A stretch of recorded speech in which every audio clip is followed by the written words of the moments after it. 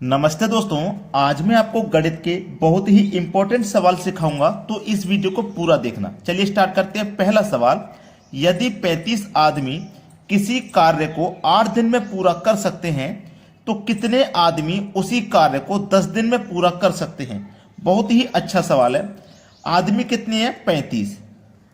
ठीक है, 35 आदमी 8 दिन में कर रहे हैं तो कितने आदमी, जब नहीं पता कितने तो उसे एक्स ले लीजिए, 10 दिन में पूरा कर सकते हैं। यहां 35 आदमी 8 दिन में कर रहे हैं, यहां कितने आदमी करेंगे 10 दिन में, यह बताना है। चलिए 5 से कटाएंगे इसको 2 बार में, 5 सत्ते 35 कटेगा। ठीक है, अब 2 से कटा दो 8 को तो 4 बार में, 7 का गुना 4 से करो तो 28 बराबर इधर क्या आया x, तो x का मान कितना आ गया? 28 आ गया। और x का मान ही पता करना था कि कितने आदमी 10 दिन में करेंगे, तो 28 आदमी कार्य को 10 दिन में करेंगे। बी ऑप्शन सवाल का बिल्कुल सही जवाब है। अब देखेंगे अगला सवाल। अगला प्रश्न है, एक वृत्त का क्षेत्रफल 616 वर्ग मीटर है तो इसका व्यास कितना है। ये सभी सवाल एनटीपीसी के एग्जाम में आए हुए हैं। देखो मैंने क्या किया, एक यहां पे वृत्त बनाया आपको समझाने के लिए। वृत्त के मिडिल पॉइंट से, बिल्कुल बीच से यहां तक की जो दूरी होती है ना, उसको कहते हैं त्रिज्या। ठीक है, उसको कहते हैं त्रिज्या। क्लियर? अगर इस दूरी को हम पूरा मिला देंगे, यहां से लेके यहां तक पूरा मिला देंगे, तो इसको कहते हैं व्यास। अब समझने के तौर पे काफी है कि आधी दूरी त्रिज्या होती है, पूरी दूरी व्यास होती है।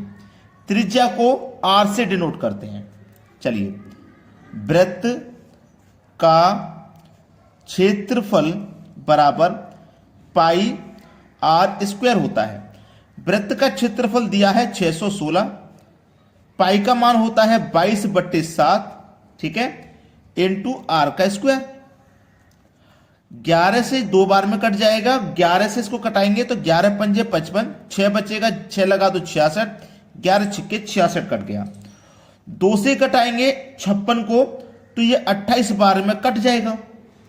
अब 7 का गुना 28 से कर दो, 7 अट्ठे 56, हासिल लगे 5, 7 दूने का 14, 14 में 5 जोड़ दो तो 19, बराबर के इधर क्या बचा? R square. ठीक है, अब यहां से ये स्क्वायर हटेगा तो इधर आके वर्गमूल का साइन लग जाएगा। ठीक है, आर स्क्वायर हट गया, इधर आया स्क्वायर तो वर्गमूल का साइन लगा दिया। अब 196 का आप वर्गमूल करोगे तो 196 का वर्गमूल कितना होता है? 14। तो आर की वैल्यू कितनी आ गई? 14। आर की वैल्यू, ये त्रिज्या आ गई 14। लेकिन प्रश्न में आपसे क्या पूछा है? व्यास। याद रखना, त्रिज्या आई है निकल के 14। त्रिज्या यानी कि त्रिज्या, ठीक है, जिसको आर से डिनोट करते हैं। तो त्रिज्या क्या होता है? मिडिल पॉइंट से यहां तक की दूरी आधी त्रिज्या होती है। पूछा है व्यास, व्यास मतलब पूरा। आधा 14 है तो पूरा कितना होगा? 28 होगा। भाई व्यास पूछा है ना, व्यास क्या होता है? पूरा, और आधा होता है त्रिज्या। त्रिज्या 14 है तो व्यास कितना हो जाएगा? 28 हो जाएगा। सवाल खत्म हो गया। 28 देखिए किस ऑप्शन में? सी ऑप्शन में। अगर आप सोचेंगे 14 सही है, कुछ बच्चे 14 कर भी देते आंसर, लेकिन 14 आंसर नहीं है। अब देखते हैं अगला सवाल। अगला सवाल है, एक फल विक्रेता के पास कुछ सेब थे, उसने 40% बेच दिए और अभी भी उसके पास 420 सेब हैं, तो प्रारंभ में उसके पास कितने सेब थे? प्रारंभ में जो भी सेब होंगे उसके पास अपने आप में 100% होंगे, और 100% में से 40% सेब बेच दिए तो बचेंगे कितने भाई? 60% बचेंगे। ठीक है, 100% में से 40% बेच दिए तो 60% बचे। यहां उसके पास कितने सेब हैं? 420। यहां है 60%, तो 60% बराबर 420 के हो जाएगा। 60% की वैल्यू 420, तो 1% की कितनी? 60 से डिवाइड कर दो, 1% की वैल्यू हो गई। हमें चाहिए उसके पास कितने सेब थे, तो उसके पास जो भी सेब होंगे अपने आप में 100%। 1% का मान ये है, 100 का निकालना है तो 100 से मल्टीप्लाई कर दीजिए। 0 से कट गया 0, 6 सत्ते 42, और 7 का गुना 100 से कर दो तो 700। उसके पास प्रारंभ में कितने सेब थे? 700 सेब थे। बी ऑप्शन हो जाएगा सवाल का बिल्कुल सही जवाब। प्रश्न सभी को क्लियर हो गया ना? चलिए अब देखेंगे अगला सवाल। अगला सवाल है 4, 8, 7 क्वेश्चन मार्क का चतुर्थानुपाती क्या है। चतुर्थानुपाती यहां पे 3 संख्या है, चौथी संख्या बतानी है क्या होगी। तो चलिए ए बी सी का, ये 3 संख्या ना का चतुर्थानुपात आप जब भी निकालोगे तो ये होता है बी सी बाई ए, जिसमें ए है, बी है और सी है, 3 वैल्यू है। ठीक है, चतुर्थानुपात निकालने के लिए बी इंटू सी बट्टे ए करते हैं। चलिए बी का मान रखिए, बी का मान है 8, सी का मान रखिए 7 बटे में ए का मान रखिए 4।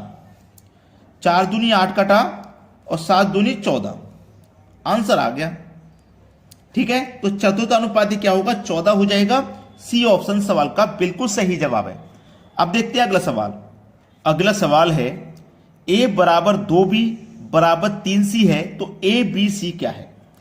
देखिए ये 2b है, ये 3c है, तो ये भी एक a है, इसके साथ कुछ नहीं है, तो इसका मतलब 1 होगा, है ना।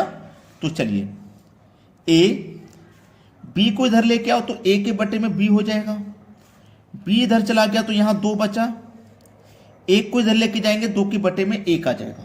क्लियर इतनी बात। अब इसको सरल करिए, b लिखिए, c को इधर लेके जाएंगे तो b के बटे में c आ जाएगा, इधर 3 बचा, इस 2 के इधर लेके आओ 3 के बटे में 2। क्लियर।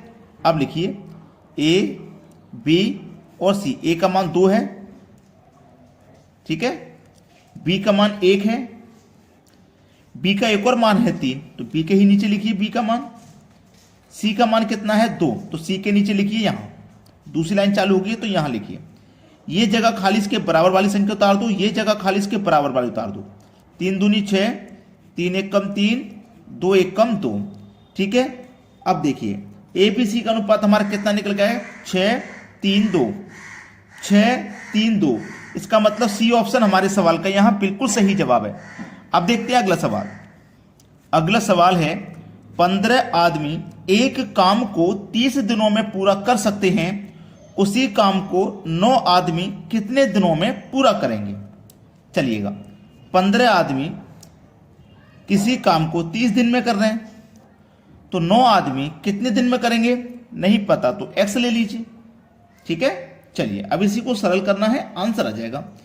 3 से कटाओ 3 बार में, 3 से कटाओ 5 बार में, फिर 3 से कटा दो 30 को तो 10 बार में, 5 का गुना 10 से कर दो 50, इधर बचा केवल x, तो x का मान कितना आ गया 50 आ गया, यानी कि बी ऑप्शन हमारे सवाल का बिल्कुल सही जवाब है।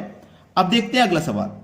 अगला सवाल है एक टैंक को 30 मिनट में भरा जा सकता है, टैंक में एक रिसाव है जो टैंक को 90 मिनट में खाली कर सकता है, तो टैंक कितनी देर में भर जाएगा।